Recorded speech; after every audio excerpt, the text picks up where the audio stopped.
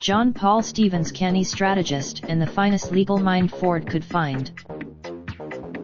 Washington U. Justice John Paul Stevens, who retired from the Supreme Court in 2010 and was the last of a breed.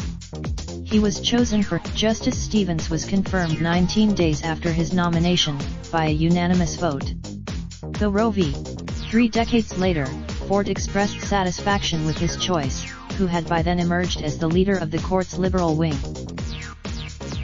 Justice John Paul Stevens, who dies at 99. I am prepared to allow history's judgment of my term in office to rest if necessarily, exclusively on my nomination 30 years ago of Justice John Paul Stevens to the U.S. Supreme Court. By most accounts, Justice Stevens drifted left over his decades on the court, assuming leadership of its liberal wing. But he said that every one of the dozen justices appointed to the court since 1971, including himself, was more conservative than his or her predecessor, with the possible exception of Justice Ruth Bader Ginsburg.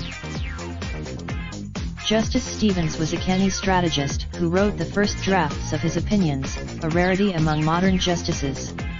I really think he worked behind the scenes, with mixed success, in cases on gun rights, affirmative action, abortion, and executive power.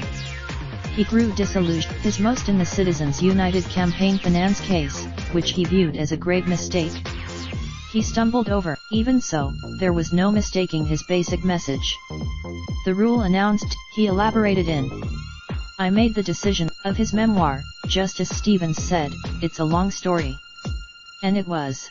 He was born to a prominent Chicago family that operated what was then the largest hotel in the world, the Stevens Hotel, with 3,000 rooms. He met celebrities. Mr. Stevens attended the University of Chicago and Northwestern University School of Law. In between, after law school, he served as a clerk to Justice Wiley B. Rutledge Jr., the last of President Franklin D. Roosevelt's appointees. Turning down an President Richard M. Nixon appointed him in 1970 to the United States Court of Appeals for the Seventh Circuit, in Chicago. Justice Stevens maintained an active life outside the court, and he did much of his work from his home in Florida, 4 years piloting his own plane there in Beck. He loved tennis. His long life gave him frames of reference: U Prohibition, Tokyo Rose U that amused and sometimes confused his colleagues and law clerks. He did not have an overarching legal philosophy, Justice Stevens said, beyond what emerged from deciding many hundreds of cases. There are a lot of things that run through my work over the years that I think are totally consistent, he said. There's a great deal. He did not subscribe to originalism, the approach to interpreting the Constitution that emphasizes the original meaning of its text. In a private memorandum,